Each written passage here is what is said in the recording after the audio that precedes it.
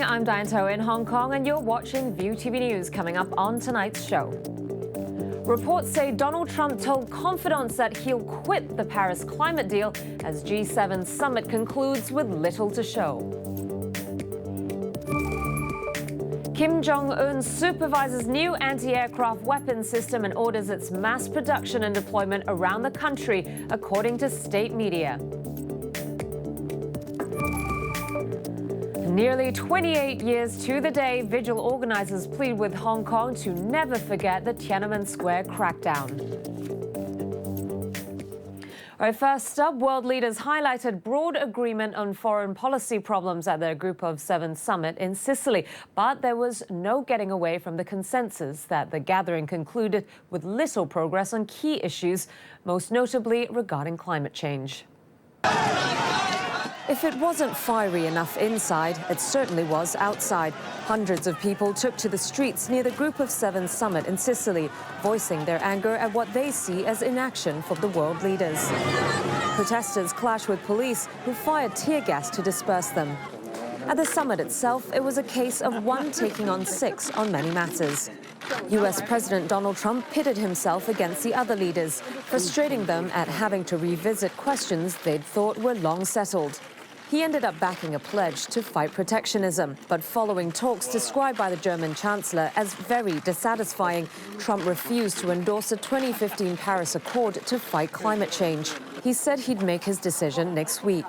It is explicitly written in the communique that we respect President Trump's choice to reflect further on their engagements around climate change in the Paris Accords. But what I made very, very clear is that you cannot build a strong economic future for your citizens, for your country, unless you are at the same time protecting and mindful of the environment. U.S. media have since cited sources saying Trump told confidants, including the head of the Environmental Protection Agency, that he plans to leave the climate deal. The White House did not immediately comment on the report. Italy chose to host a summit on a hilltop overlooking the Mediterranean in the hope of highlighting the migrant crisis, which has seen hundreds of thousands of people set sail from Africa in search of a better life.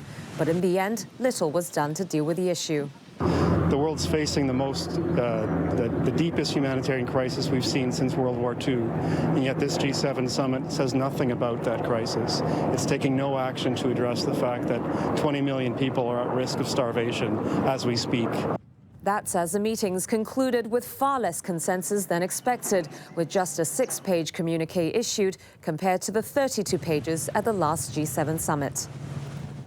Meantime, a statement issued by the G7 sparked anger from China. The G7 communique said leaders were concerned by the situation in the South and East China Seas and called for a demilitarization of disputed features.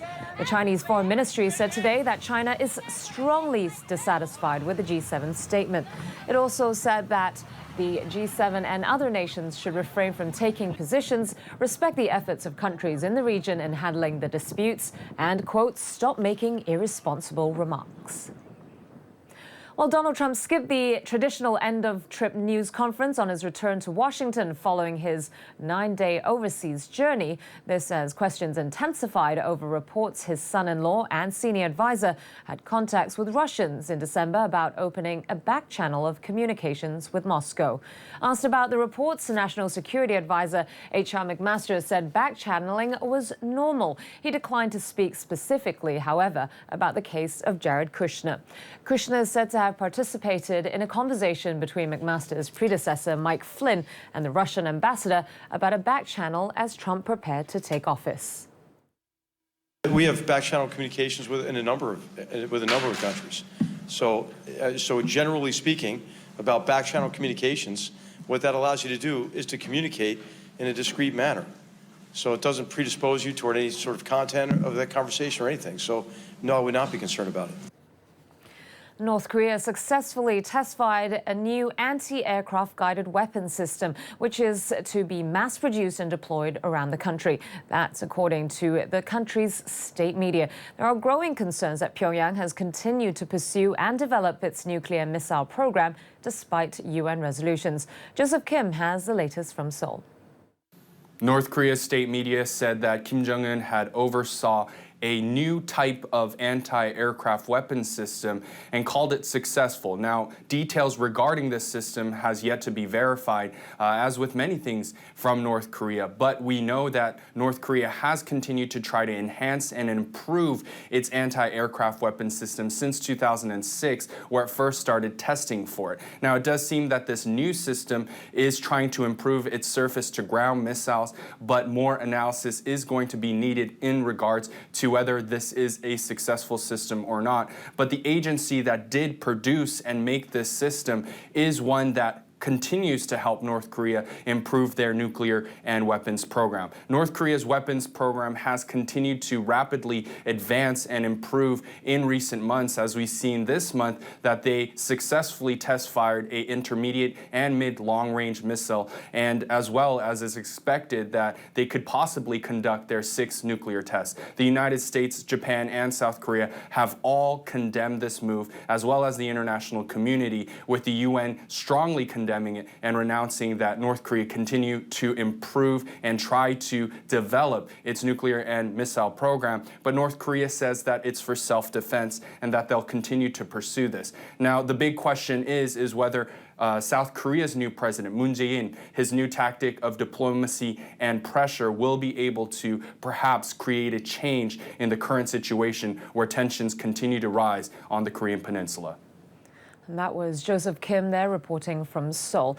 And to the Philippines next, where police found at least 8 bodies in a ditch beside a road outside Marawi as the military onslaught against Islamist rebels took a more sinister turn.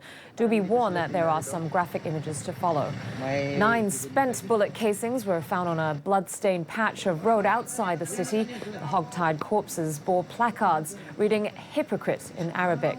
The men were believed to be construction workers passing through the road around 2 kilometers away from Marawi.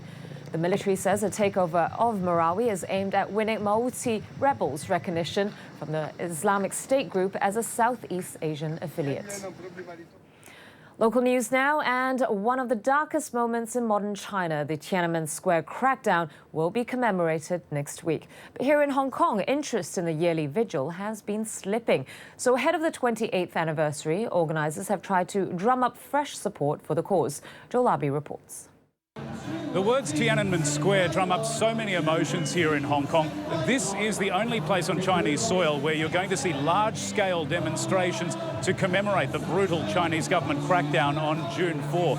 But numbers of these vigils have actually been slipping in recent years, mainly due to the rise in localism here. So with the 28th anniversary a week away, the Hong Kong Alliance in support of patriotic democratic movements in China is trying to drum up crowds here in Wan Chai.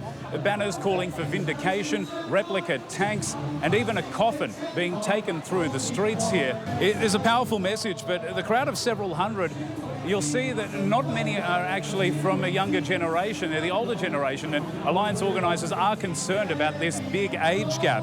The Alliance, which has been the face of Tiananmen Square commemoration since 1989, says it wants to reignite the passion. We are worried that the younger generation is more, in a way, apathetic towards politics, and including the June 4th movement. Now, organisers are also acutely aware of the timing of this year's anniversary because in July, Chinese President Xi Jinping is due to visit Hong Kong for the anniversary of the handover. So organisers are hoping the vigil on June 4th at Victoria Park will send a powerful message to the Chinese presidents. It's also important at this time to send message to the Chinese authority, Chinese leader, how Hong Kong people think about both the June 4th issue and also the future of Hong Kong. We're told as many as 100,000 people could attend next Sunday's vigil, but organisers aren't giving us official numbers. And again, Alliance organisers are mainly concerned that it is the same people coming back year after year, so they're hoping today to reach a new audience. More than 100 environmental activists and legislators hiked in Tai Lam as part of a protest against the government's proposed study to build homes on the fringes of country parks. Save our country parks. Save our country parks. Save our country parks. Among the group were members of Green Sense, LegCo's IT sector rep Charles Mock and District Councillor Paul Zimmerman. The government earlier directed the non-governmental Housing Society to look into the feasibility of building public housing on the fringes of Tai Lam and Ma On Shan country parks. But the protesters are calling on CE-elect Carrie Lam to withdraw the plan, saying it would set a bad precedent. Police are carrying out a manhunt following a vicious robbery outside Chungking Mansions in Tsim Sha Tsui last night. A 61-year-old businessman from overseas was sent to hospital for treatment following the robbery. Police say 4 masked South Asian men slashed him on the head, leg and back on Nathan Road at around 11 p.m. They stole his watch along with a bag containing $400,000 before escaping in a car headed towards Hong Kong. All right, coming up next, the latest from the world of business.